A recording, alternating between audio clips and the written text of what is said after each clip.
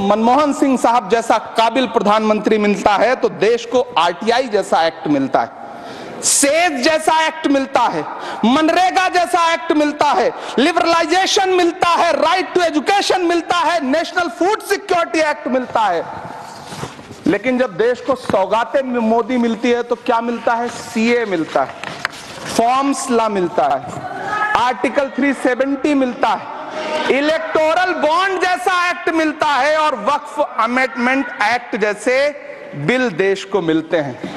मुझे तो अपने हमवतन भाइयों से पूछना है कि आपको अपने बच्चों की तरक्की, खुशहाली और नौकरी की दरकार है या फिर मुसलमानों की दान की गई जमीनों को लूटकर धन्ना सेठों को देने की साजिश करने वाले कानून की? इबादतों की तरह मैं ये काम करता हूं, अपने फर्ज को झुककर सलाम करता हूं, फिर भी आप खिलाफत कर रहे हैं तो तेरी मुखालफत से निखरती है शख्सियत मेरी। मैं सियासी दुश्मनों का भी बहुत एहतराम करता हूं। तो इस एहतराम के साथ मैं अब आगे का बयान शुरू करता हूं और मैं ये बताना चाहता हूं कि एक बड़ी सिंपल सी बात है जो अभी माननीय नड्डा जी ने भी कहा। दुनिया के तमाम मुस्लिम देश बता दिए, इस्लाम की धर्म स्थली सऊदी अरब, सबसे बड़ा मुस्लिम देश इंडोनेशिया, जहां खलीफत रही वहां टर्की, और यहां आईएसआईएस का इलाका, वहां इराक और सीरिया, वहां कहीं भी कुछ भी नहीं है ऐसा। फिर भी हमारे यहां क्यों है, कैसा? तो मैं कहना चाहूंगा सभापति महोदय, एक हिंदी में कहावत होती है, नया मुल्ला प्याज ज्यादा खाता है,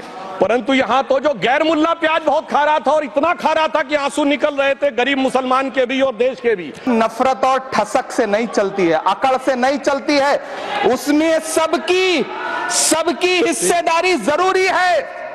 कल देश के माइनॉरिटी मिनिस्टर ने लोकसभा में खड़े होकर एक शेर सुनाया था कि मुझसे कोई बदगुमा न हो, तो मैं उन्हें एक शेर सुनाना चाहता हूं कि मैं आज जद पे हूं तो इतना खुशगुमान न हो, मैं आज जद पे हूं तो इतना खुशगुमान न हो, चराग सबके बुझेंगे हवा किसी की नहीं। नीतीश कुमार जी हो, चंद्रबाबू नायडू जी हो, चिराग पासवान जी हो, जयंत चौधरी जी हो, देवे गौड़ा जी हो, जीतन राम मांझी जी हो, सबको समझना पड़ेगा कि जब जंगल में आग लगती है तो न वो बरगद बचते हैं जो हवा को आंधी में तब्दील करते हैं, न वो बांस बचते हैं जो आपसी रगड़ से चिंगारी पैदा करते हैं। हमने ईमानदारी से मुस्लिम समाज के कल्याण के लिए बात की है, क्योंकि एक तरफ खड़ा हुआ है ईमानदार मुसलमान जो शराफत के साथ ईमान को गले से लगाए हुए है, और दूसरी तरफ कुछ चंद सरमाएदार हैं जो उस अमानत में खयानत करके शरारत के साथ उसके झंडा बरदार बनना चाहते हैं। तो यह मुकाबला किसके बीच में है? यह शराफत अली और शरारत खान के बीच में मुकाबला है। हमारी सरकार शराफत अली के साथ खड़ी है, हमारी गरीब मुस्लिम के साथ खड़ी है। ये गरीबों गुर्बत वाले गुर्बत अली और सरमाएदार वाले गाजी खान के बीच का इलाका है। ताकत में है, संख्या बल के आधार पर बिल हो सकता है आप पास करा ले, लेकिन आपको यह बात समझनी पड़ेगी कि हम तो वो तारीख हैं, जहनों में रहना है जिसे, कागजी पुर्जे नहीं जो फाड़ डाले जाएंगे। जिस जमी पर मैं खड़ा हूं ये मेरी पहचान है। आप आंधी हैं तो क्या मुझको उड़ा ले जाएंगे? आपको यह बात समझनी पड़ेगी।